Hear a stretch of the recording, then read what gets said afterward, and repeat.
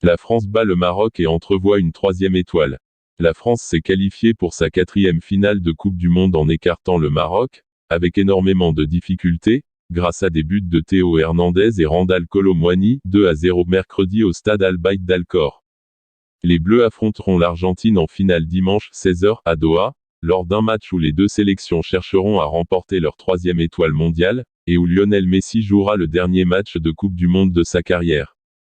Malgré leur avantage rapide, les champions du monde en titre ont souffert pendant les 2 tiers de la rencontre, avant que l'entrant Randal Kolo Muani ne leur donne un avantage net 2-0. L'ancien nantais n'avait avant cela disputé que le match des coiffeurs, perdu contre la Tunisie lors du dernier match de poule. Après avoir disposé de la Pologne 3-1 en 8e de finale, puis subi mais remporté le choc contre l'Angleterre 2-1 en quart, les Bleus ont encore été sur un fil pendant une grande partie du match contre les Lions de l'Atlas, mais l'ont emporté. Comme contre les Sri Lions, les Bleus ont tremblé jusqu'au bout, enfoncés sur le côté gauche, celui de Théo Hernandez, encore très friable. Mais à chaque fois, une jambe, un pied, une tête française a su repousser l'offensive. Le plus grand mérite des joueurs de Didier Deschamps a sans doute été de réussir là où tout le monde avait échoué, percer la défense jusque-là infaillible du Maroc. Dès la 5e minute, Théo Hernandez s'est trouvé au bon endroit au bon moment pour conclure, à bout portant et de façon acrobatique, une action initiée par Varane et Griezmann 1-0.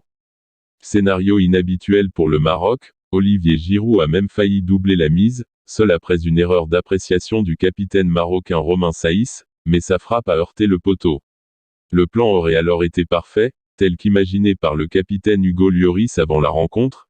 Il faut attaquer fort et essayer de percer ce mur marocain le plus vite possible, avait-il souhaité. Mais contrairement à ce que le gardien français espérait sans doute, le Maroc n'a pas été déstabilisé par cette ouverture du score, scénario qu'il n'avait jamais rencontré dans le mondial.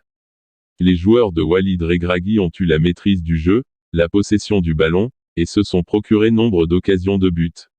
La plus belle d'entre elles fut sans doute cette reprise de volée acrobatique de Djawad El Yamik, que Lloris a dévié sur son poteau juste avant la mi-temps.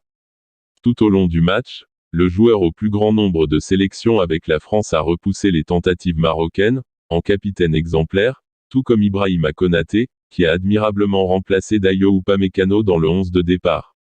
Upamecano et Rabiot n'ont pas pu jouer, diminués par un coup de froid. Les Marocains n'ont pas marqué, malgré une ultime occasion très franche sauvée par Jules Koundé sur sa ligne. Malgré, aussi, leur envie et les acclamations de tout le stade pour la dernière sélection africaine encore en lice dans le premier tournoi planétaire organisé dans le monde arabe, qui avait envie de mettre l'Afrique sur toit du monde, selon le sélectionneur Walid Regragui. Ces joueurs resteront quand même dans l'histoire de la compétition pour avoir été la première équipe du continent africain à atteindre les demi. Ils affronteront la Croatie samedi pour la 3e place.